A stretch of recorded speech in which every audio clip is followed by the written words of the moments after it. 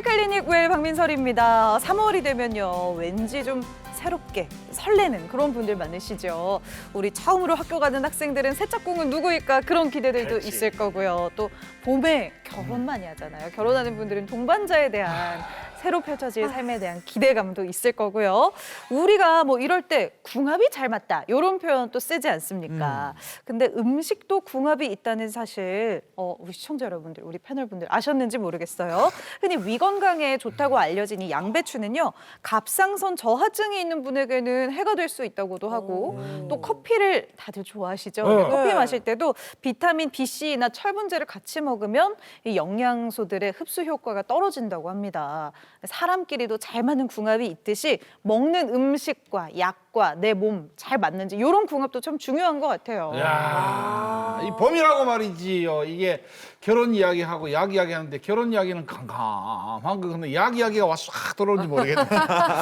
요새 말이지 이제 나이가 들면 늘어나는 거는 흰머리하고 약 개수밖에 없다는 내 친구들도 보면 아침에 이만큼 먹고 나갔다는데 점심 때 만나면 커피 대신에 약 한 봉지 털어였고 또 헤어질 때 저녁에 저녁약 먹고 하루 종일 약만 먹어가지고 배가 부른 친구들이 있을 정도로 아이고. 약을 많이 먹던데 약도 아까 말했지 궁합이 있다고 합니다. 그래서 저는 사실은 제가 먹는 약이 한 4개, 5개 되는데 요걸 약 봉투를 딱 사진 찍어가지고 어디 갈 때마다 나는 요런 약을 먹고 있다 보여주거든요. 요걸 요렇게 해서 똑같은 약이 중복된다든지 또 잘 궁합이 잘 안 맞으면 위험하니까 요런 거를 꼭 해서 약은 무조건 먹지 말고 꼭 궁합을 보시고 확인해야 됩니다. 예, 이런 말 있잖아요. 진료는 의사에게, 약은 약사에게. 그렇지. 공개 클리닉에는 이런 게 있습니다. 노래는 한다미에게, MC는 김진과 박민설에게. 감사합니다. 네, 감사합니다. 네, 너무 좋았습니다. 아우 좋아. 네, 그리고 이거 궁합하니까 음식에도 이게 궁합이라는 게 있거든요. 그렇지. 제가 국밥을 너무 좋아해서 별명이 한국밥인데 이 국밥에 먹을 때 새우젓 우리가 넣어 먹잖아요. 돼지고기랑 새우젓이랑 궁합이 그렇게 잘 맞대요. 어쩐지 맛있더라. 네. 그러니까 거기다가 이제 우리 오리고기 할 때 부추가 또 궁합이 좋고 오리고기에 부추 얹어서 먹으면 맛도 좋고 영양도 풍부해진다고 합니다. 근데 음식도 찰떡궁합이 이렇게 있는데 저의 찰떡궁합은 어디에 있을까요? 아, 이름 바꿔야 되겠어. 방금 이야기했잖아. 네? 한다미 말 국밥으로 바꿔. 한국밥 하실래? 이러면 오겠다. 무슨 말씀하시는 거예요 지금? 우리 아빠도 보고 있는 방송을 가지고 지금 자, 이 방송을 보고 계시는 국밥 드실 시청자 여러분 중에서 네. 국밥을 좋아하면서 한다미 씨에게 진짜 그 호감을 가지고 있는 분은 SNS로 저에게 DM을 주시면 제가 오빠 내 마음으로 한번 검증을 해가지고 소개를 한번 시켜보도록 하겠습니다. 요거 바로 진심입니다. 예, 예. 좋아. 근데 너무 제가 부끄럽다. 예, 네. 패널 분들하고 궁합을 한번 봤거든요. 오. 제가 토끼띠고 네. 예, 토끼띠는 돼지띠하고 양띠하고 그렇게 잘 어울린대요. 나 돼지. 돼지띠가 고쌤, 나 돼지. 양띠가 우리 민설 씨. 네. 예, 저랑 잘 맞고. 잘 맞아, 저는 잘 맞아, 잘 양, 맞아. 용띠. 다미 씨는 제가 이게 소개를 해줘야 되는데 네. 저랑 상극이 용띠거든요. 아 거짓말. 안 맞네, 안 용띠래요. 맞아. 에이 거짓말. 아니 뭐 상극은 상극이지만 네. 예, 소개는 제가 연결 잘 해주는 걸로 그러니까 DM 주세요. 청하면 되죠. 기다릴게요. 상극 중에는 제일 찰떡 궁합이니까 잘 맞는 거겠죠. 오케이. 네. 저희 모든 우리 공클 식구들이 함께 바라는 게 있다면 뭐 우리끼리 궁합보다는 우리와 우리 시청자 여러분들의 궁합이 그렇죠. 잘 맞는 게 제일 중요한 게 아닐까 그런 생각을 해봅니다. 오늘도 저희가 환상의 궁합으로 건강 정보 재미있고 유익하게 전해드릴 테니까요. 오늘도 함께해 주시기 바랍니다. 내 건강을 지키는 좋은 습관 토요일 아침에는 공개 클리닉 웰 지금 시작합니다. 이유 없이 살이 찌거나 남들보다 추위를 많이 타기도 하고 만성 피로에 시달리진 않으십니까? 이런 증상이 있다면 갑상선 건강을 의심해 봐야 합니다. 갑상선은 20g 밖에 되지 않는 나비 모양의 작은 기관이지만 문제가 생기면 삶의 질을 떨어뜨리는데요. 최근 유명인들의 갑상선 암 소식에 어릴 때보다 갑상선 건강에 관심이 높습니다. 공개 클리닉 웰에서는 우리를 위협하는 다양한 갑상선 질환에 대해 제대로 알아봅니다.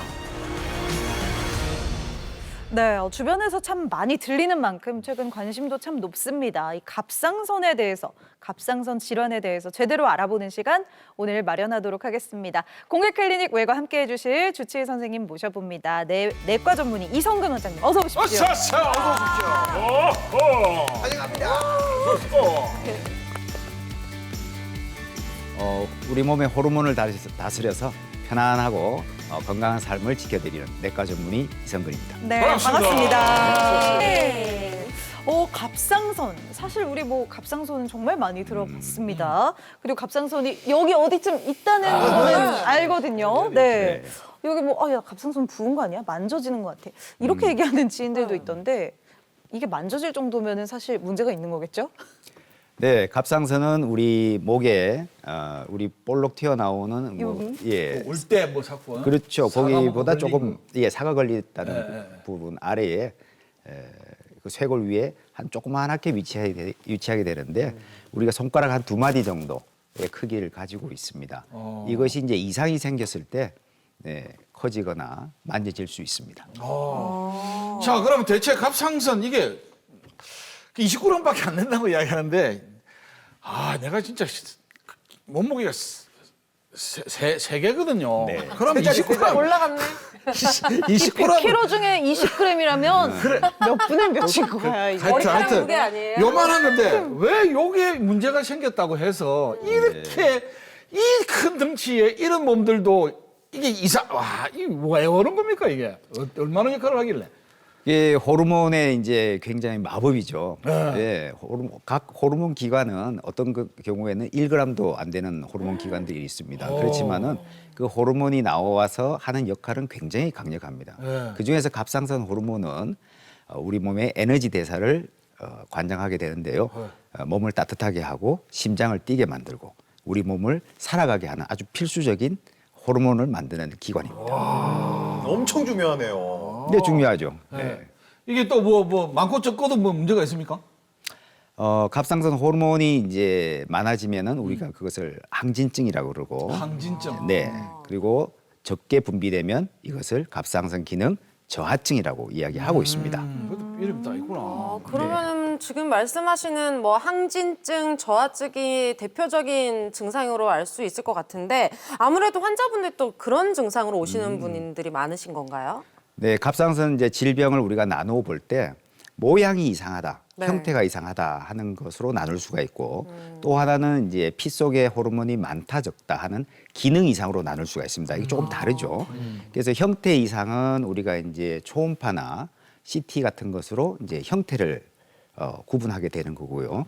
이런 질병으로서는 갑상선 염증 또는 갑상선 혹, 종양 이렇게 나눌 수가 있고 피 속에 기능이 이상이 있는 것은 이제 기능이 이제 과다하게 되는 항진증, 또 기능이 떨어지는 저하증 이렇게 나눌 수가 있습니다. 이 검사는 피를 가지고 하게 되죠. 그래서 궁금한 게 우리나라의 뭐 위암, 간암, 뭐 대장암 뭐 이런 것만 있잖아요. 갑상선 암도 우리나라의 암 발병률 중에 뭐 어느 정도 위치를 차지합니까? 현재 우리나라 갑상선 암 발생률이 전체 암 중에서 1등이죠. 굉장히 1위요? 1위죠. 언제부터 그가 그렇게 잘 나갔습니까? 이게 한 2005년도 정도부터 되는데요. 그 당시 이제 초음파 기술이 발달하면서 갑상선 암을 발견해내는 그 빈도가 굉장히 높아졌습니다. 근데 참 그만큼 생각해 보면 주변에 누가 걸렸다더라 하면 갑상선에 문제가 있었던 경우가 많았던 것 같아요. 네. 또한 이제 갑상선 기능 항진증과 저하증의 어떤 발병률을 보면 갑상선 기능 항진증의 경우에는 10만 명당 한 40명 정도인데 이것은 과거 10년부터 추적해 보면 점점 증가한 거네. 떨어졌습니다. 떨어졌고. 떨어졌고 기능 저하증은 오히려 10만 명당 한 110명 정도 됩니다 지금. 그래서 이건 점점 증가하고 있습니다. 그렇구나. 그럼 성별은 혹시 어떻게 되나요? 아무래도 압도적으로 여자분들이 많죠. 한 6대1 정도 됩니다. 6대1 정도. 6대1 정도면 여자가 정말 6이고 압도적이네요. 남자가 1이 되는 거죠. 아니 그러면 이제 항진증, 저하증 그러면 이제 호르몬이 많냐 적냐의 차이인데 네. 이 증상 차이가 엄청나게 다를 것 같은데요. 완전 반대죠. 네. 자, 항진증부터 먼저 살펴보면 항진증은 이제 보일러를 계속 돌리고 있는 상태가 됩니다. 그래서 아까 체온을 유지시켜 준다고 했는데 체온이 과도하게 이제 올라가게 되는 거죠. 그래서 계속 에너지를 만들게 되니까 체온을 낮추기 위해서 땀이 나겠죠.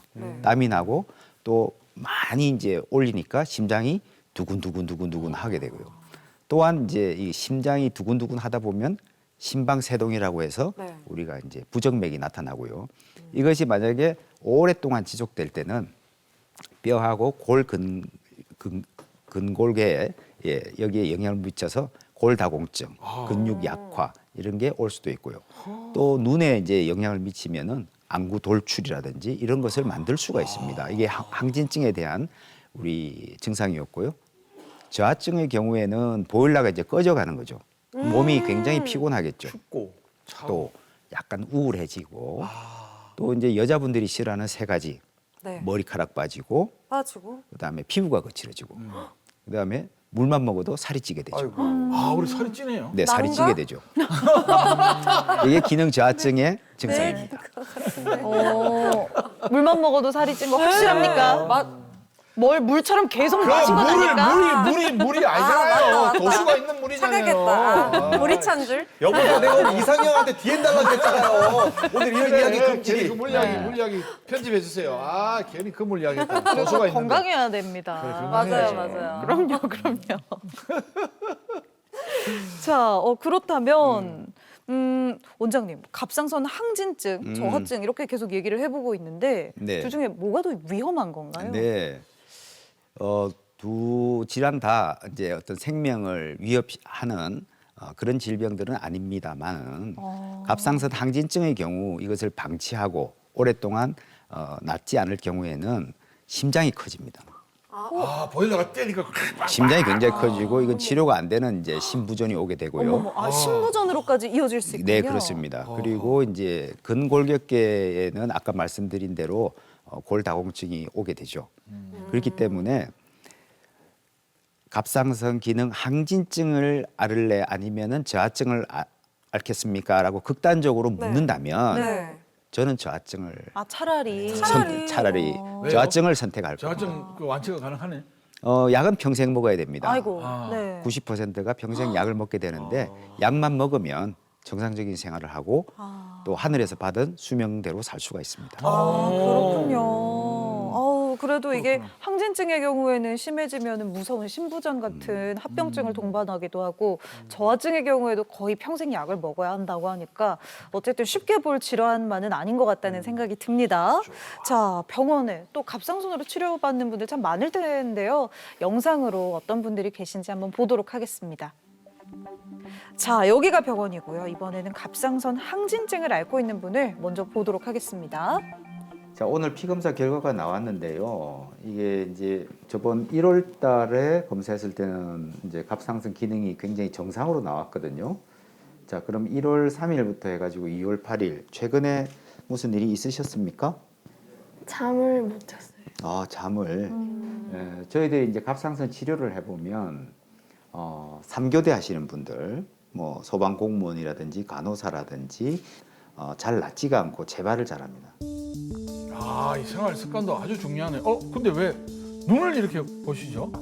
항진증이 있으면 안구 돌출증이 이제 동반할 수 있습니다. 안구 돌출이 지금 막 시작했거든요. 지금 보면 양쪽 다 지금 돌출이 되고 있는데 병을 일으키는 원인 물질이 있어요. 우리가 자가항체라 그러는데 이 자가항체가 갑상선을 재발하도록 만들고 재발할 때 이 항체치가 굉장히 높아지고 이 항체들이 또 눈을 공격하는 수가 있어요. 눈을 공격하면 이렇게 안병증이 만들어집니다.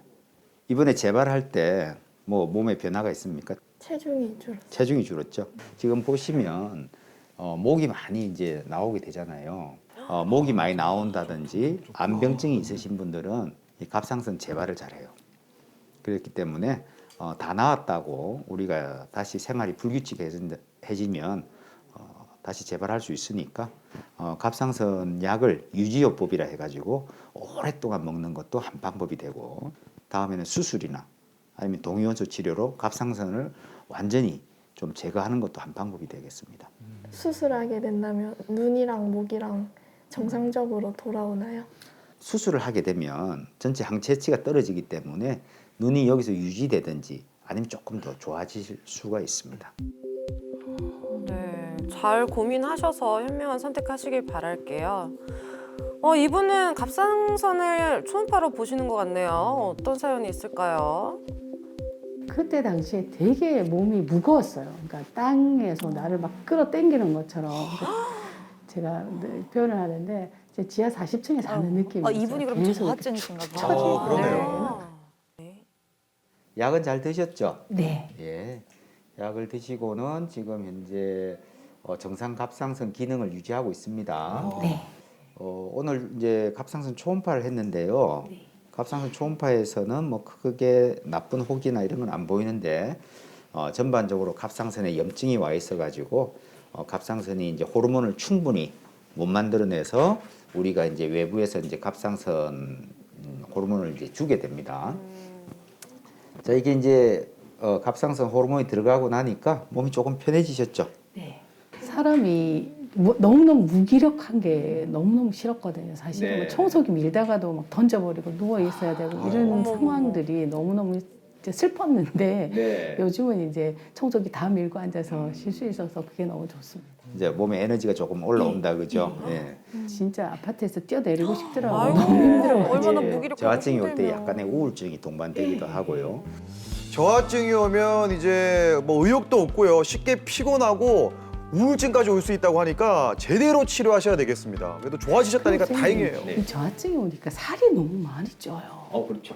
기능 저하증을 가진 분들한테 그 증상 중에 대표적인 게 물만 먹어도 살이 찐다, 숨만 쉬어도 살이 찐다라고 하시는데 지금 어머니 같은 경우에는 이제 갑상선 기능이 이제 정상으로 돌아왔기 때문에 아마 좀 과하게 쪘던 부분이 조금 줄어들었을 거고요. 지금은 이제 일반적인 식이 조절을 해가면서 특히 밀가루, 국수, 수제비, 칼국수, 라면, 빵, 떡, 찌짐 이런 밀가루들을 좀 조심하시는 게 살 찌는데 또는 살을 빠지는데 아이고. 살을 유지하는데 굉장히 도움이 될 겁니다.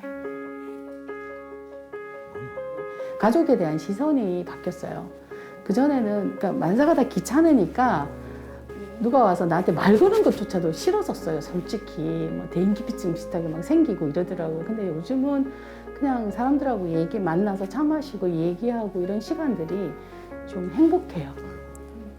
그렇게 바뀌더라고요. 와. 네, 네. 그러면 좋습니다. 그렇다면 좋겠습니까? 갑상선 항진증이나 저하증은 또 그러면 이제 그 생기고 나서 그런 걸 먹으면 안 좋다고 그랬는데 그러면 저 항진증이나 저하증은 그러면 왜 생기는 겁니까? 이것도 예방하면 뭐 딱 되잖아요. 뭐 네. 그럼 그냥 숨도 쉬지 말고 살 수는 없지만은. 예. 항진증부터 먼저 살펴보면요. 예. 대표적인 것이 이제 자가 면역 질환이라고 해서 우리나라 이름이 아니고 외국 사람 이름입니다. 그레이브스 병이라고 하는데요. 우리 학생 때 바세도우시 병 뭐 이런 거를 그런 명으로 이제 배웠습니다. 이게 이제 쉽게 설명하면 우리 몸이 우리 몸을 공격하는 겁니다. 네. 예, 그게 이제 면역이라고 외부에서 들어오는 이제 바이러스나 박테리아를 이제 보호하라고 막으라고 이제 만드는 게 면역이지 않습니까? 그 이제 예를 들면은 이제 우리나라 군대가 이제 면역이죠. 근데 군대가 우리 국민을 찌르게 되는 거죠. 즉 면역이 갑상선에 가서 공격을 하게 되는 거죠. 오류네요, 그래가지고. 오류. 왜 쓸데없이 그러네요. 자기를 공격하는 컴퓨터가 거지? 오류나듯이. 그렇죠. 네. 그 이제 우리가 자가 면역 질환이라고 하는데요. 그 병 이름을 그레이브스라는 사람이 발견해서 그레이브스 병으로 우리가 명명을 합니다. 이게 대부분이고요. 그다음에 이제 일본 사람인 하시모토라는 사람이 또 발견한 하시모토 병이 갑상선 기능 항진증의 원인이 이제 주로 되고요. 저하증의 경우에는 이제 하시모토 병이 이제 오래됐을 때 처음에는 항진증으로 나타나다가 중간에 정상이 됐다가 나중에는 저하로 가게 됩니다. 저하로 가게 되면은 다시 이제 정상으로 가는 확률이 굉장히 떨어지고요. 한 10% 정도만 돌아가고 90%는 그대로 저하로 머물러 있어서 대부분은 평생 약을 먹어야 되는 거죠. 그 외에 이제 갑상선 수술을 해가지고 갑상선이 다 없어진 경우, 그다음에 방사선을 맞았다든지 동위원소 치료를 했다든지 이런 경우에는 저하증의 원인이 될 수 있죠. 와, 진짜 무섭네요. 이게 갑상선에 이상이 있으면은 또 어떤 다른 문제를 일으키기도 하나요?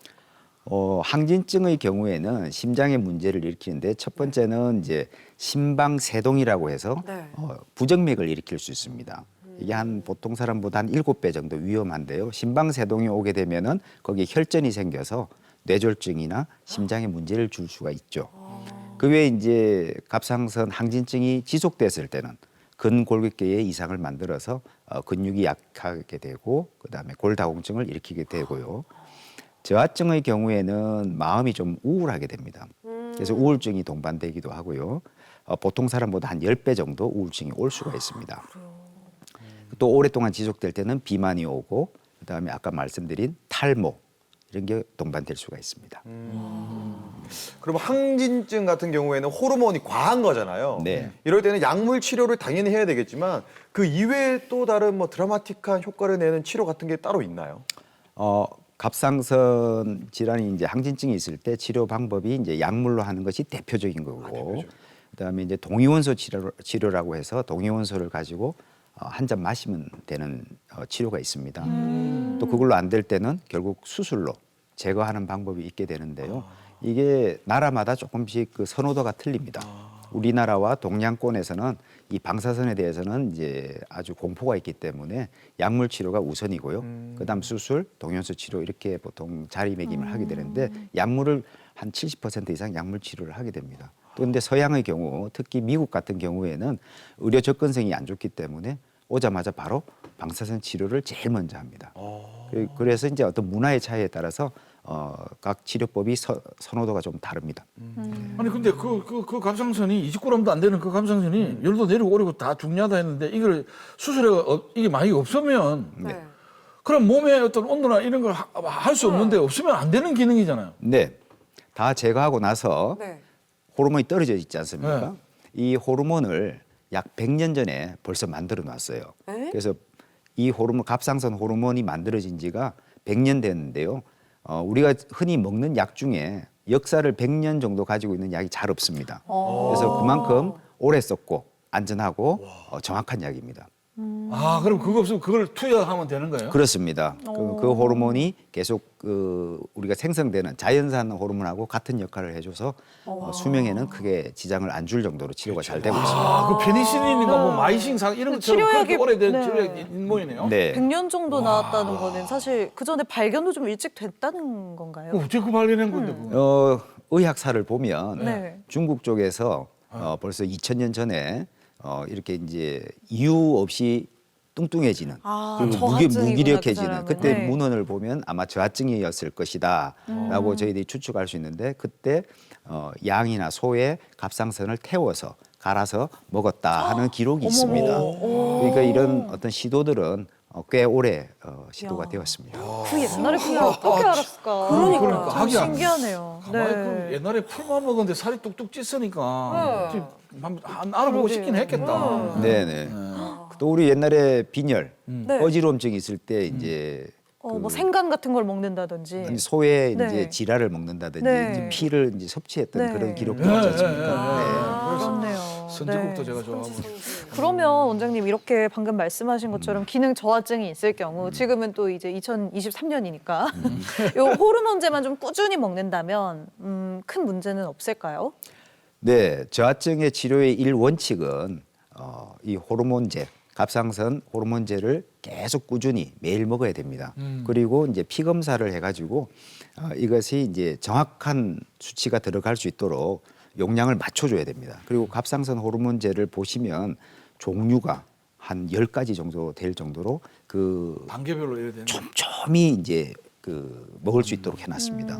그러니까 그렇기 때문에 정확한 용량이 들어가는 것이 몸에 과하지도 않고 적지도 않게 치료를 할 수가 있습니다. 그 약은 알약입니까? 주사약입니까? 알약입니다. 알약입니까? 네. 그럼 먹기도 편하네요. 그렇습니다. 몸도 안 찔러도 되니까. 네. 아침에 비타민처럼 하나 먹으면 됩니다. 저도 뭐 매일 아침에 요새 뭐 혈압약 나는 지금 30년을 먹고 있는데 그거는 그렇게 먹으면 힘들지는 않겠네요. 네네 그렇습니다.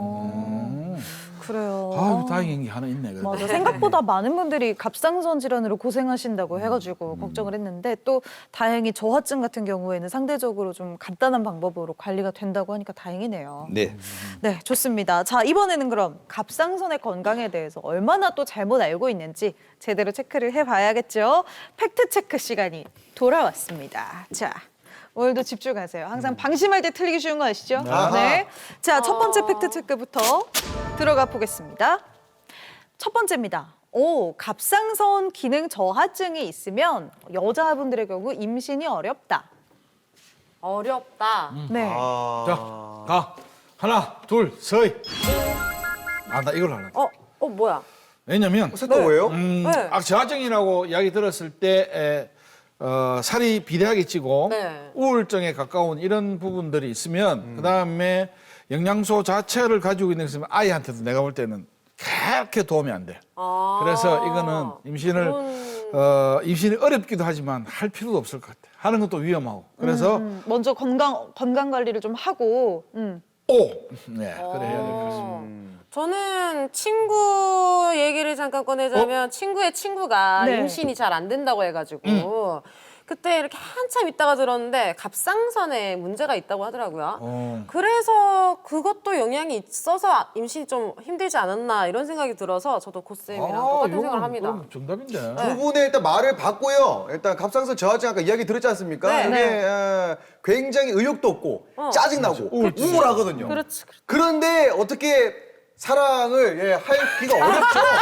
하늘의 바람 별을 따는데 이게 짜증나고 우울증 걸렸는데 몸에 손 대면 어딜 만져야 지가 이렇게 나오는 거죠. 그렇기 때문에 맞네. 어렵습니다. 네. 요즘 뭐 조금 서로. 야, 이 만약에 답이 맞아도 네, 김진 씨 네. 답은 아닌 것 같은데. 예. 아닌가요? 예리한데? 우리 진 씨가 다복한 가정을 이룬 비결이 뭐겠습니까? 아, 그렇습니다. 맞네. 아. 기분을 눈치를 잘 본다는 거죠. 네, 딱딱 그때. 네, 원장님 정답은요? 정답은 O입니다. 맞네요. 그렇지만 저건 아니죠, 답이. 김진 씨 답은. 전 저것도 뭐 상당히 일부는 영향 맞다고 저는 일리가 있을 것 같은데요. 네. 네. 네. 갑상선 저하증이 있으면 그 수정란이 착상이 힘들고 또 착상이 되더라도 유산이 잘 됩니다. 호르몬 문제 때문인가요? 그렇습니다. 그래서 갑상선 저하증이 있거나 또는 정상이라 하더라도 우리 갑상선 자극 호르몬이라고 뇌에서 나오는 호르몬이 정상이 1에서 4까지인데요. 보통 사람 같으면 임신을 하지 않았으면 치료를 하지 않아도 되는 한 2.5나 3 정도만 되어도 치료를 해줘야 됩니다. 그래가지고 갑상선 호르몬을 좀 정상으로 만들어 놓고 또 임신이 될 수 있는 수준까지 만들어 놓고 임신을 하거나 또 인공 수정을 하는 것이 임신에 유리하게 되고요.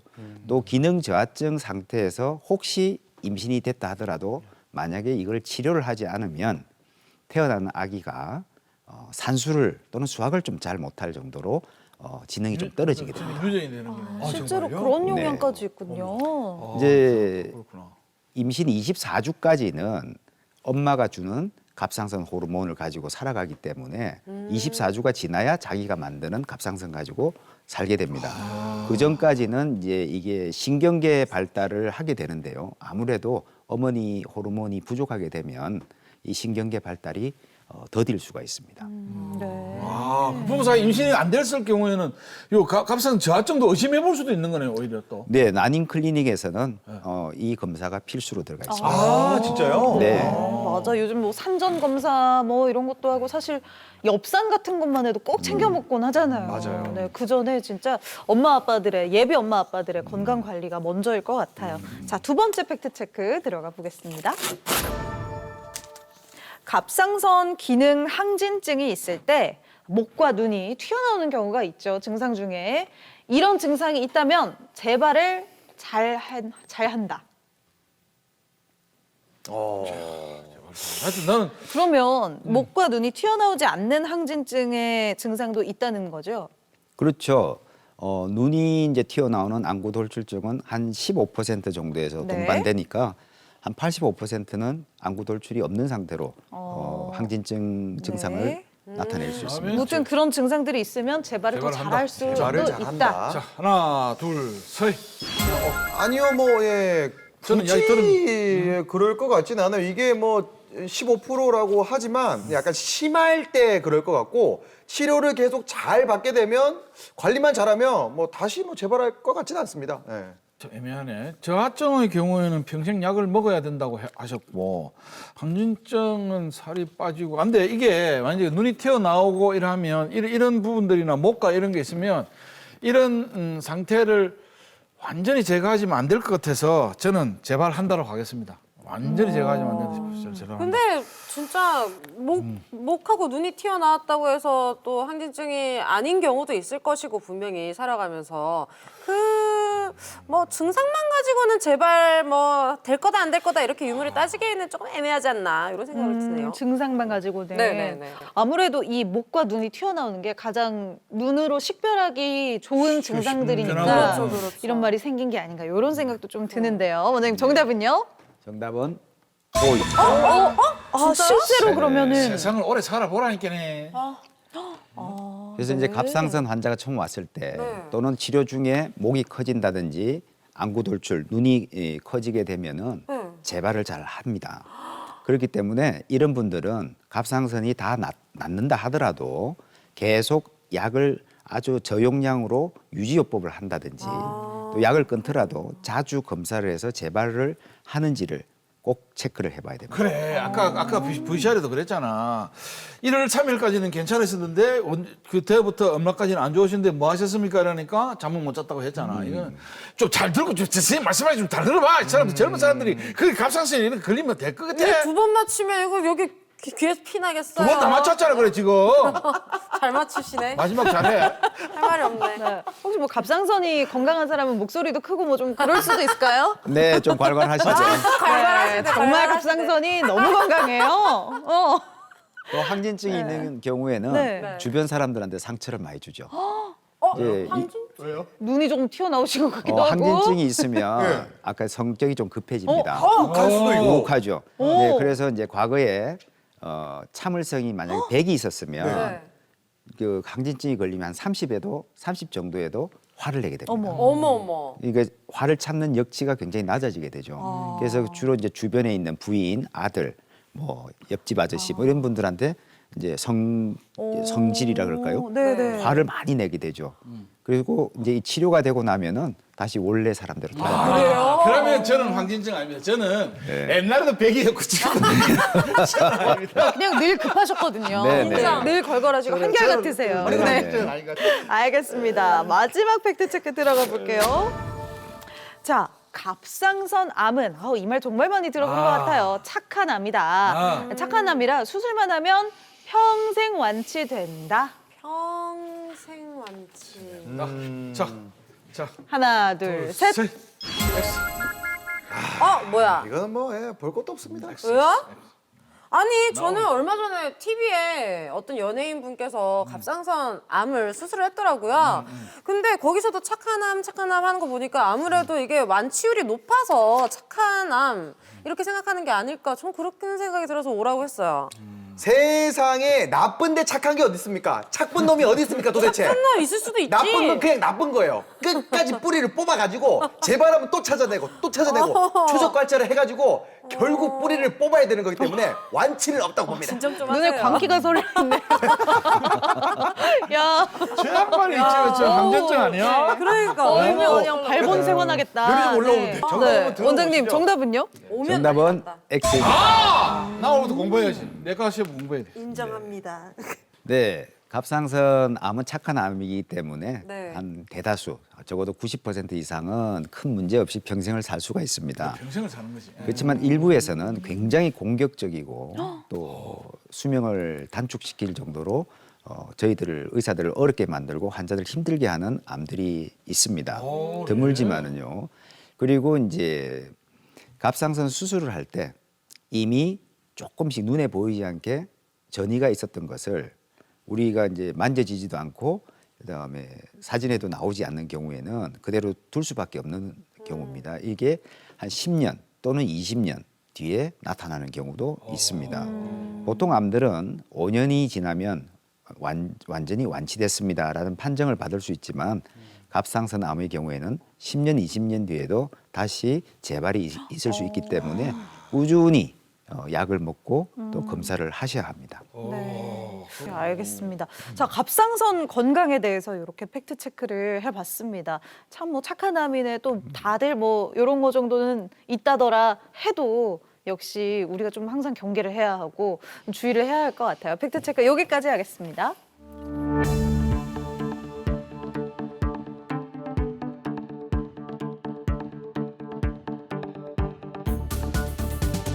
자, 이제 갑상선 하면 또 이제 갑상선에다가 또 암자를 하나 붙여가지고 갑상선 암을 또 빼놓을 수 없잖아요. 네. 지금 쭉 저희들이 이제 이야기하고 있는 항진증하고 저하증, 정증 두 개를 이야기하는데 이게 암으로도 또 발달 안 됐으면 좋겠는데 하기도 하나요?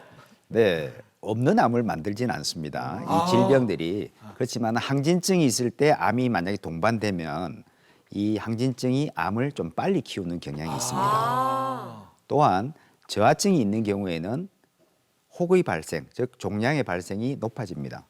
그 종양 중에 약 5%는 암이 되니까 이런 식으로 생각해 보면 저하증일 경우에 암의 발생이 높다 또 높아진다라고 말씀드릴 수가 있습니다. 그럼 갑상선 암이 이미 걸려 있는 상태에서 항진증이나 저하증이 생길 수도 있는 건가요? 네, 그렇습니다. 동반될 수 있습니다. 네. 갑상선에 한 장기에 한 개의 질환만 있었으면 좋겠어요. 일단 크게 세 개가 있는 거네요. 암 같은 네, 큰 병이 네. 있으면서도 저하증도 걸릴 수도 있고 그러니까요. 겹칠 수도 있다고 하니까 네. 네. 이렇게 생각하니까 좀 속상하네요. 네. 정말 더 걱정이 되면서 혹시 나도 이런 생각을 하시는 분들이 계실 것 같은데, 네, 그런 갑상선암이 있다면 이게 그래도 목 주변에 있다고 하니까 이게 만져지는 건지 뭐 네네. 증상으로 좀 빨리 캐치하고 병원으로 달려갈 수 있는 방법이 있는지 너무 궁금하거든요. 좀 서운한 얘기지만 네. 이게 만져질 정도로 커져 있으면 굉장히 진행된 갑상선 암입니다. 그래서 이제 뭐 기도를 누른다든지 이러면 숨이 차게 되고요. 그다음에 밑에 이제 목소리를 관장하는 후두 신경, 대도리 신경을 만약에 누르게 되면 목소리가 쉬게 되죠. 그런데 이 정도로 될 정도면은 굉장히 진행을 한 경우고요. 대부분 90% 이상은 증상이 없습니다. 우연히 이제 검진을 하다가 발견되는 경우가 많고 이렇게 만져지는 경우에는 굉장히 진행을 많이 했고 또한 이 앞으로 자라게 되면 그나마 우리가 만져지게 되는데요. 네. 목 뒤쪽 또는 폐 쪽으로 자라게 되면은 그러네. 커지더라도 증상이 없고 나중 되면은 이제 음식물을 삼킬 때 뭔가 걸리는 느낌이 든다. 이렇게 또 호소하는 분들도 있습니다. 무서워. 그러니까 아는 분 중에서도 이게 아무 증상이 없었는데 네. 그냥 진짜 검진 받으러 갔다가 갑상선 암이다 그래서 수술 받은 경우가 있었거든요. 네. 근데 뭐 절제를 했다 이렇게 얘기를 들었는데 네. 이게 아까 제거를 하신다 그랬잖아요. 네. 이게 괜찮으면 양쪽에 있으니까 네. 한쪽만 부분 절제 이런 정도도 가능한 건가요? 네, 그게 이제 어떤 조건이 맞아야 됩니다. 크기가 적당해야 되고 또 주변 임파선의 전이가 되지 않았을 때는 한쪽은 살리고 한쪽만 제거하는 부분 절제를 할 수 있습니다. 그러니까 이게 뭐 굳이 괜찮은 애를 덜어낼 필요는 없잖아요. 네. 그죠? 그렇습니다. 그렇지만은 림프절에 전이가 된다든지 또 피막을 침범했다든지 크기가 커진다든지 이러면은 저희들이 양쪽 다 제거를 하고 네. 그다음에 동위원소 치료를 하고 추가적인 치료가 필요합니다. 이렇게 갑상선을 제거하게 되면 이제 갑상선이 했던 기능들을 갑상선이 못 하게 되는 거잖아요. 네. 그럼 그게 갑상선 저하증인 거랑 비슷한 상태겠네요. 정확하게 말씀하셨습니다. 전절제 다 제거했을 경우에는 갑상선이 없으니까 우리 갑상선 호르몬을 이제 주게 되는데 이런 경우에는 정상적인 용량보다 조금 더 주게 됩니다. 그 이유는 이 아까 말씀드린 뇌 쪽에서 나오는 갑상선 자극 호르몬을 조금 더 억제시켜서 갑상선 암 재발을 낮추게 됩니다. 그래서 약간은 과하게 먹는다라고 생각하시면 되고요. 만약에 이제 반절제, 반만 떼냈을 때는 한쪽이 살아 있을 때 살아있는 갑상선이 일을 잘하게 되면 약을 안 먹게 되고요. 또 먹더라도 아주 조금 용량을 먹게 됩니다. 그럼 이렇게 호르몬제를 갑상선 기능 저하증이 있는 분이나 전절제를 하신 분들은 드셔야 하는데 네. 이 호르몬이라는 것도 사실 평생 먹다 보면 좀 문제가 되지는 않을까 걱정도 됩니다. 네, 이제 호르몬이 과하게 되면 이제 문제가 되고요. 호르몬을 적정 용량을 주는 것은 모자라는 것을 주는 거기 때문에 부작용은 없습니다. 알겠습니다. 이렇게 갑상선 암이 의심이 됐을 때 어떤 치료를 하게 되는지 병원에서는 어떤 검사가 이루어지는지 이런 것들도 궁금하실 것 같은데요. 갑상선 암 환자분들이 계시는 병실로 또 가봅니다. 영상 함께 보시죠. 네, 이렇게 대기실 보니까 갑상선에 문제 있는 분들이 정말 많으시구나 싶네요. 어떤 검사를 받게 되나요? 일반적으로 세침 검사를 진행하게 되는데요. 마취 후에 가느다란 바늘로 저렇게 이제 뽑아내게 됩니다. 아프겠다. 나머지 그 갑상선 혹에 대해서 세포 검사를 했는데 거기서 유두암으로 나왔습니다. 갑상선 유두암 1단계에서 들어봤어요. 6단계로 네. 만들었을 때 6단계 유두암으로 이제 진단이 되었으니까요. 또 크기가 지금 한 1cm 정도 되기 때문에 이 경우에는 수술을 하는 게 맞을 것 같습니다. 결과가 생각보다 별로 좋지는 않네요. 잘 나왔습니다. 잘 나온 건가요? 잘 나왔죠. 정확하게 나왔으니까 여기에 맞춰 가지고 저희들이 움직이면 될 것 같고요. 처음에는 이 목에 아무런 증상이 없으셨죠? 네, 지금도 전혀 없습니다. 네. 네. 그래서 갑상선 암에 그 진단되는 게 대부분 이제 건강검진에서 진단되고요. 또 특히 이제 증상이 별로 없습니다. 뭐 목을 누른다든지 목이 아프다든지 그 정도 될 때는 갑상선 혹이 굉장히 클 때고요.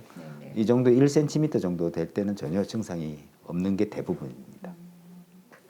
제가 지금 전절제를 안 하고 반만 절제를 하는데 이런 경우에 이제 갑상선 호르몬제를 용량을 이렇게 전절제 하는 사람보다 줄여서 먹어도 되는 건지.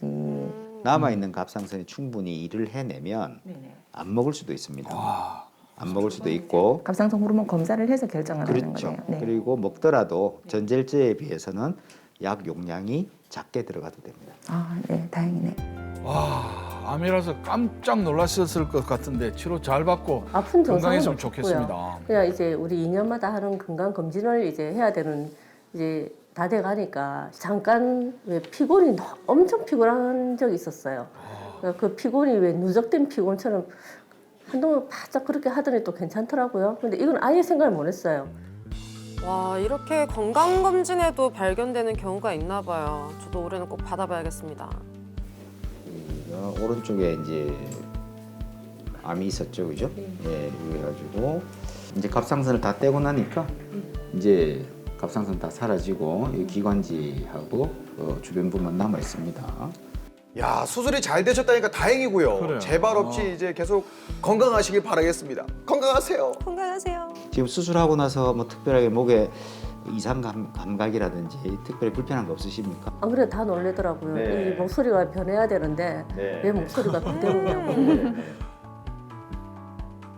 환자분들이 병원에 올 때 굉장히 이제 긴장되어서 옵니다. 깨끗한 옷을 입고 그렇죠. 또 심지어는 목욕을 하고 이렇게 아주 격식을 갖춰서 오게 되고요. 긴장감을 주지 않는 곳으로 만들려고 애를 많이 썼습니다. 그래서 이제 제가 드릴 수 있는 환자들의 그 두려움을 없애는 것은 첫 번째가 미소고 두 번째가 따뜻한 말이라고 생각합니다. 그리고 우리가 흔히 말한 교과서대로 진료를 하는 의사, 그런 의사로 기억됐으면 좋겠습니다. 의사의 정석대로 그렇게 살고 싶습니다. 의사의 정석. 멋지다. 네. 자, 근데 이제 앞에서 영상에서 보신 분처럼 목소리에 변하지 않아서 다행이라고 그러는데 여러분 잘 아시지만 KNN PSB 시절 제가 쇼TV 유랑단의 단장으로 진짜 부산 경남에서 제가 보통 인기가 있는 사람이 아니잖아요. 알죠, 맞습니다. 알죠. 유랑 단장하면 애정을 했거든. 근데 거기 오시는 가수분 중에 한 분이 네. 이런 밝히는 그러지만 이게 갑상선 때문에 목소리를 수술을 하고 뒤에 재활하면서 했는데 그 자기가 가지고 있는 고유의 목소리가 나타나지 않더라고.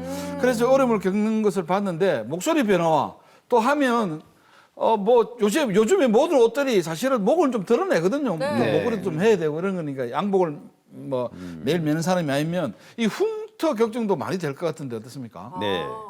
우리가 목을 수술하게 되면 네. 갑상선 뒤쪽으로 목소리를 관장하는 후두신경이 양쪽으로 내려가게 됩니다. 이것을 수술하다가 잘못해서 자르게 된다든지 또는 암이 이 신경을 이렇게 붙잡고 있을 때 할 수 없이 신경을 같이 잘라내는 경우도 있습니다. 이럴 때는 급하게 신경 그 복원술을 성형술을 하게 되게 되는데요. 성형수술을 잘 하게 되면 나중에 처음에는 목소리 좀 쉬었다가 다시 돌아오게 됩니다. 그렇지만 이제 이 양쪽 신경을 다 다치게 되면은 살아가기가 정말 힘들 정도로 호흡 곤란이 오게 됩니다. 그렇기 때문에 갑상선 암을 수술할 때는 솜씨 좋은 의사 선생님 만나서 이런 신경에 손상이 안 손상이 안 가도록 수술 받는 게 좋을 것 같고요. 또 흉터 문제를 이제 말씀드리면 갑상선 암을 수술하면 보통 한 2cm에서 한 4cm 정도의 목에 이제 흉터가 남게 되는데 되도록이면 우리 이제 목걸이를 하는 또는 주름이 있는 곳을 따라서 그 절개를 하기 때문에 얼핏 보면 안 보일 정도로 깨끗하게 해줄 수가 있습니다. 다행이다. 이것마저도 또 이제 걱정이 되시는 분들은 네. 혀 밑으로 또는 구강으로 해가지고 그런 방법이 접근하는 있고. 방법 네. 또는 옆구리로 네? 이렇게 옆구리, 겨드랑이 겨드랑이로 쪽으로? 해가지고 접근하는 방법을 이용하면 젊은 이제 시집 안 가신 분들은 이런 방법을 이용해서 목에 흉터 없이 갑상선 제거술을 시행할 수가 있습니다. 좋은 정보네요. 그러네. 그러면은 이 갑상선 암을 착한 암이라고 얘기를 많이들 하는데 네. 아무리 착한 암이라고 하더라도 조기 발견하는 게 진짜 중요하잖아요. 네. 그러면은 이게 정기 검진은 언제부터 한 몇 살쯤부터 해서 어떤 주기로 하는 게 좋을까요? 네, 이게 굉장히 이제 사회적 비용이라든지 이런 네. 문제, 의학적 문제 말고 다른 문제가 이제 같이 섞여 있을 때는 이걸 참 몇 세부터 하자라고 힘든데요. 네. 근데 이제 암의 발생을 보면 초등학생도 갑상선 암이 발생하기도 합니다. 진짜요? 네, 그렇기 때문에 좀 크게 잡아서는 한 20대부터 한 번씩 살펴보는 것이 맞다라고 저는 생각하는데 그 이유가 요즘 20대, 30대의 갑상선암이 저희 클리닉에서 많이 만나게 되고 또한 20대, 30대 젊은 사람들의 갑상선암은 연세 많으신 분들 60대보다는 림프절 전이가 좀 더 많고 또 좀 더 공격적이기 때문에 이런 분들도 꼭 한번 갑상선암에 대해서 초음파 검사를 한 번씩 받아보는 것이 좋다고 생각합니다. 아니 근데 갑상선 하면은 이제 저는 이거 물어보고 싶었는데 네. 이제 엄마나 이모가 네. 뭐 등산 가거나 네. 나들이 갈 때 항상 스카프나 네. 손수건 같은 거 이렇게 매면서 갑상선 그치. 따뜻하게 보호해야 된다고 그래. 네네. 항상 메고 가거든요. 항상 네네. 뭐든지 따뜻하게. 그러니까 이게 진짜 맞아요? 아마 그분들이 하는 것은 감기를 예방하려고 목을 따뜻하게 하시는 건데 그 정상적인 방법입니다. 목을 잘 보호해야 여기 이제 편도와 후두 여기에서 오는 감기를 예방할 수 있고요. 따뜻하게 보호하면은 갑상선도 아무래도 좋겠죠. 차가운 거보다는 좋겠죠? 자 이제 저 이제 마지막으로 질문 하나 있어요. 뭔데? 갑상선 하면 이제 요오드가 좋다고 얘기를 들은 적이 있는데 네. 항진증이 있을 때는 뭐 요오드 섭취를 좀 많이 하고 네. 뭐 저하증이 있을 때는 영양제 같은 거 섭취 많이 하고 이런 게 좀 도움이 될까요? 네. 이게 이제 지역적 특성을 좀 봐야 되는데요. 우리나라는 삼면이 바다입니다. 네. 또 바다에서 나는 해조류에 요드 요오드가 많이 있습니다. 맞아. 네. 우리 뭐 미역국, 그래. 다시마 쌈, 다시마 쌈. 김, 김, 파래, 잘해. 파래, 네. 톳, 네. 꼬시래기 뭐 심지어는 멸치 소금에도 요오드가 들어 있습니다. 그렇기 때문에 이 바다가 삼면인 우리나라에서는 사실 요오드가 과잉으로 공급되고 있다고 WHO에서 이제 조사가 됐습니다. 그렇게나 많이요? 세계 많이 어느 먹고 나라에서 또 있습니다. 이렇게 뭐 제일 많이 미역국을 먹고 있죠 우리가. 그렇죠. 네네. 그렇기 때문에 따로 요오드 섭취는 안 하셔도 될 것 같고요. 그 다음에 이제 항진증이냐 저하증이냐 이때 요오드를 섭취를 금지해야 되느냐 말아야 되느냐가 이제 지금 인터넷에 많이 논란이 되고 있는데 이제 우리가 통상적으로 먹는 아침에 미역국 한 그릇, 그다음에 김으로 싸 먹는 경우에는 갑상선 항진증, 저하증 치료에 큰 영향을 미치지 않습니다. 그대로 드시고 그다음에 이제 영어로 된 교과서, 영어로 된 블로그를 이제 번역을 하다 보면 미국의 한복판, 그거는 바다를 평생 구경을 못한 사람들도 있습니다. 그렇겠네요. 이런 곳에는 오히려 요오드가 결핍이 됩니다. 그러네. 또 우리 이웃인 몽골에 가면 맞아. 요오드가 결핍이 되어 있습니다. 바다가 없으니까. 그렇네. 이런 곳에서는 네. 미국 같은 경우에 과자라든지 영양제에 또 비타민에 읽어보시면 요오드를 억지로 넣어놓은 경우가 있습니다. 그래서 미국 영양제 부모님에게 이제 사다 드린다고 갖다 드리는데 거기 보면 요오드가 많이 들어 있습니다. 그래서 우리 국내 영양제 보면 요오드가 거의 없거든요. 그렇기 때문에 아마 영양제를 사 드리더라도 국산으로 사드리는 것이 맞다라고 알겠습니다. 생각합니다. 그렇네요. 사실 뭐 일반적인 대한민국 국민이라면 미역국 생일날마다 먹었지. 생일 때마다 먹죠. 집에 반찬 없을 때 김에다 밥 싸 먹지. 당연하죠. 그렇죠. 다시마 싸 먹지. 멸- 굳이 멸- 요들을 멸치 안 먹는 영양제로까지 사람 먹을 필요는 전혀 없겠네요. 네, 영양제로서 요오들을 드실 필요는 없습니다. 네, 알겠습니다. 얘기하다 보니까 또 이렇게 김밥에다가 미역국에다가 아, 맛있겠다. 먹고 싶다. 어제 대구탕 먹으면서 김밥에다 소금 찍어, 간장 찍어 먹고 그랬는데. 네. 자, 이렇게 고객 클리닉 웰 오늘은요, 우리 갑상선 건강에 대해서 참 많은 이야기 나눠봤습니다. 이쯤에서 저희가 준비한 퀴즈 푸시고요. 선물도 받아가시기 바랄게요. 카카오톡 채널 검색에서 공개 클리닉 웰 검색하고 채팅방 들어오셔서 정답 보내주시면 되겠습니다. 퀴즈 주시죠. 네, 이것은 우리 목 중앙 앞쪽에 있는 나비 모양의 기관으로 성장, 발육, 운동, 체온 등 우리 몸의 대사작용을 조절하는 기관입니다. 이것은 무엇일까요? 자, 보기 1번 갑상선, 보기 2번 목젖, 보기 3번 목울대 되도록 하겠습니다. 어허. 목에 있다고 두 개는 해서 똑같은 거 아닌가요? 단순하게 네, 같은 느낌이죠. 목에 있다고 해서 단순하게 목으로 결정하면 안 됩니다. 그 목은 다 목이라고 막 고르면 안 돼. 네? 알겠습니다. 네. 그래요. 정답 이제 뭐 다들 아시겠죠? 저희에게 정답 보내주시고요. 선물도 받아가시길 바라겠습니다. 봄이 왔다고 생각했는데 또 슬슬 꽃샘추위도 올라오고 아직 좀 쌀쌀한가 싶을 때가 아침 저녁으로 여전히 있죠. 이럴 때 자칫 얇은 옷 입었다가 목 훤하게 드러내놓고 나갔다가 감기 걸리기 마련입니다. 목도 좀 따뜻하게 감싸보고요. 아직 일교차 크니까 감기도 조심하셔야겠어요. 공개 클리닉 웰, 저희 오늘은 갑상선에 대해서 이야기를 해봤고요. 다음 주 이 시간에는 무엇보다 중요한 잠 잘 자는 법에 대해서 제대로 다뤄보도록 하겠습니다. 오늘은 여기서 인사드리겠습니다. 함께해 주신 여러분 고맙습니다.